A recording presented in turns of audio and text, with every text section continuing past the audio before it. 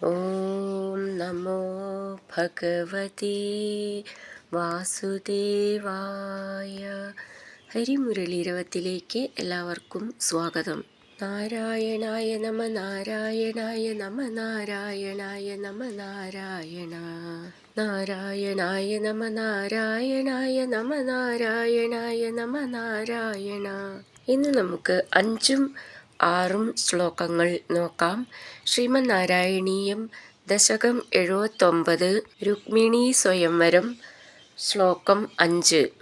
സമവലോക കുതൂഹല സംകുലേ നൃപകുലേ നിഭൃതം ത്വയി ച സ്ഥിതേ നൃപസുതാ നിരഗാത് ഗിരിജാലയാത് സുരുചിരം രുചിരഞ്ജിത ദിങ്മുഖാ.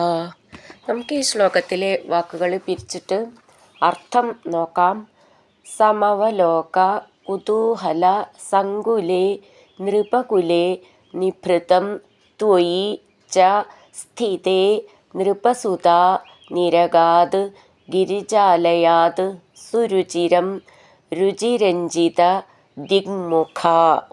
അർത്ഥം: നൃപകുലേ രാജസമൂഹം സമവലോക കുതൂഹല സംകുലേ രുക്മിണിയെ കാണാൻ കുതൂഹലം കൊണ്ട് നിറഞ്ഞവരായും ത്വയി ച അങ്ങ് നിഭൃതം നിശബ്ദതയോടുകൂടി സ്ഥിതേ സ്ഥിതി ചെയ്തപ്പോൾ നൃപസുത രുക്മിണി രുചിരഞ്ജിത ദിങ്മുഖ തൻ്റെ സൗന്ദര്യത്തിൽ ദിക്കുകളെ പ്രഭാപൂർണമാക്കിക്കൊണ്ട് ഗിരിജാലയാത് പാർവതിയുടെ മന്ദിരത്തിൽ നിന്ന് സുരുചിരം മനോഹരമാകും വണ്ണം നിരകാത് വെളിയിലേക്ക് വന്നു.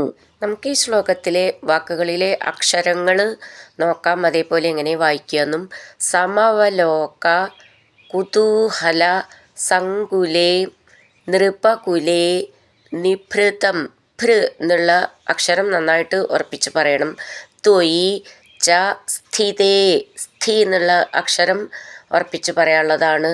നൃപസുതാ നിരഗാത് ഗിരിജാലയാത് സുരുചിരം രുചിരഞ്ജിത. ഇഞ്ചി എന്നുള്ളത് ഞാ ജ എന്നാണ്. ദിങ്മുഖ ഖ എന്നുള്ള അക്ഷരം നന്നായിട്ട് ഉറപ്പിച്ച് പറയണം. ഇതിൽ അത്ര കഷ്ടമുള്ള അക്ഷരങ്ങളൊന്നുമില്ല, ശ്രദ്ധിക്കാനുള്ളത്.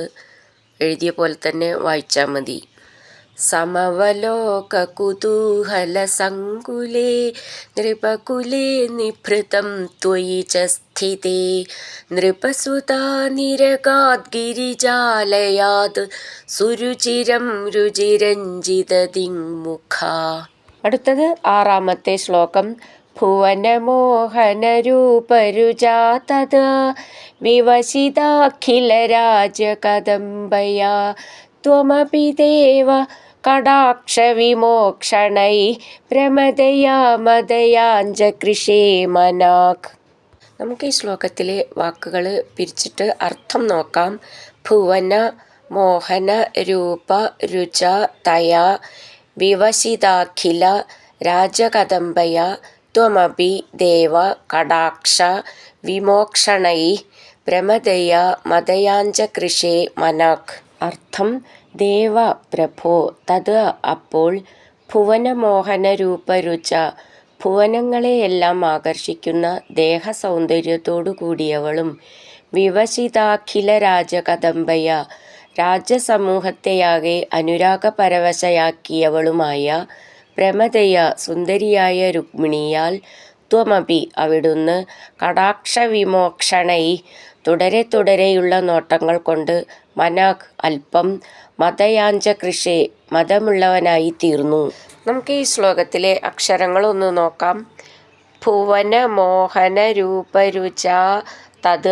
ഭുവന എന്നുള്ളതിൻ്റെ ഭൂന്ന് നന്നായിട്ട് ഉറപ്പിച്ച് പറയാനുള്ളതാണ്. വിവശിതാഖില രാജകദംബയ.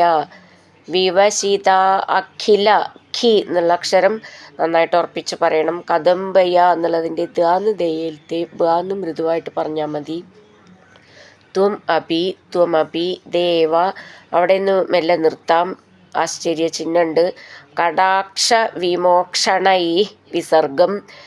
കടാക്ഷ ക്ഷ എന്നുള്ള അക്ഷരം നന്നായിട്ട് ഉറപ്പിച്ച് പറയണം. മോക്ഷ എന്നുള്ളതിൻ്റെയും ക്ഷ എന്നുള്ളത്.